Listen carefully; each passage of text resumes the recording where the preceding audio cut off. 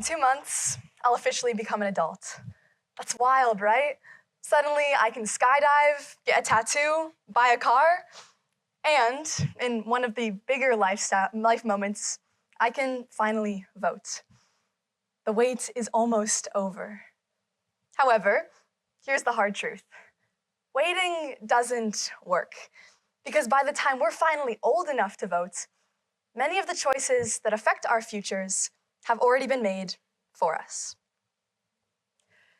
In 2020, voter turnout in the United States hit 66%, the highest in over a century. However, for young people between the ages of 18 and 26, only about 4 in every 10 showed up. And here's the kicker. 75% of those young people said they felt qualified and ready to vote.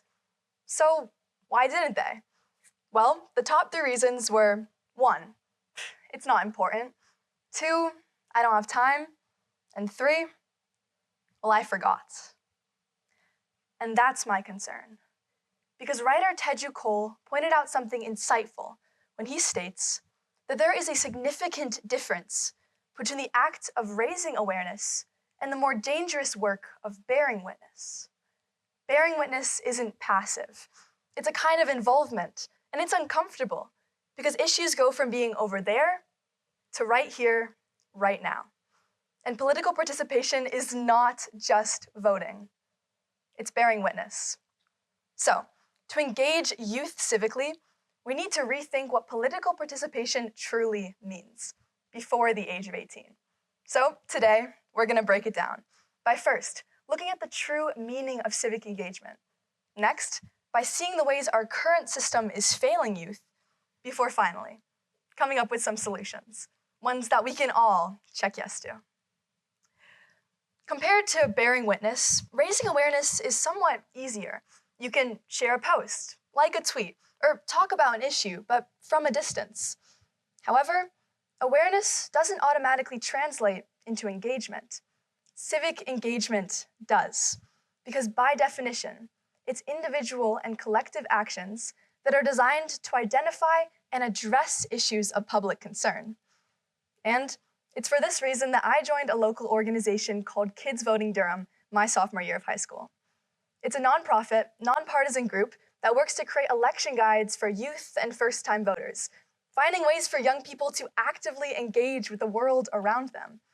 So, for me, I learned that civic engagement is not just voting.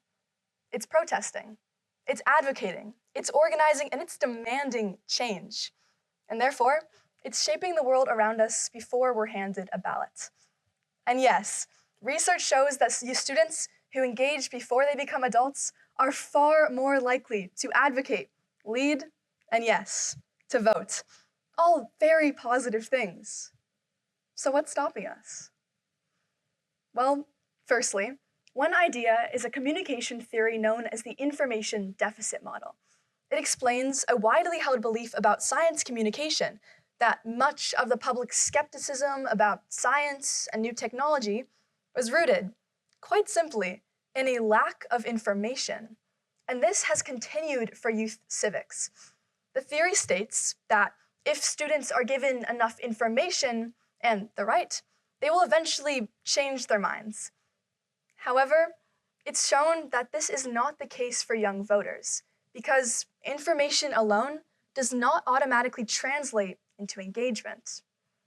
So here we are, faced with a disconnect, a paradox, because the mechanisms to turn information into sustained action are still missing, especially when youth's ideas are dismissed as youthful idealism. So, what can we do? I was trying to find the answer to this question when I first became civically engaged, and one of my favorite early memories was in an event we hosted called Let's Talk, where we brought together local school board members and elected officials all into one huge gymnasium with a lot of kids. And I distinctly remember, as I sat down to moderate my table, that the youth suddenly became silent. They struggled to connect their lives with the lives of the elected officials. That is, until I mentioned the quality of their school lunches, something that everyone at that table was an expert on, And all of a sudden, the conversation took off. And that moment proved something important to me. Engagement happens when we see the issues directly impacting our own lives. However, we can't wait for the right moment or the right conversation to spark action. We need to integrate youth perspectives into everyday civics. One solution to this: youth policy liaisons and spots on local school boards, official positions within the government where students can share their perspectives and talk about the things that matter the most to them, advising and ensuring that their perspectives shape real policies. And inside of the classroom, youth civic labs, such as iCivics, where students can tackle real community challenges through advocacy, research, and video games, making civic engagement both hands-on and fun. And for the youth in this room and online, start small.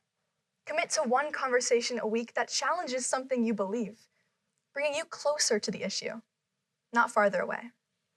Because when engagement comes early and it feels meaningful, voting is the natural next step, not an isolated one. So, if you learned nothing else from my talk today, I hope you know that civic engagement is not about waiting. It's about bearing witness. It's about showing up. It's about making it impossible to be ignored. So the next time a young person asks you a question about the world they're inheriting, don't dismiss it. Because while youth may have 0 votes, we have millions of voices. And bearing witness, that is an act of power. That is an act of change. Thank you.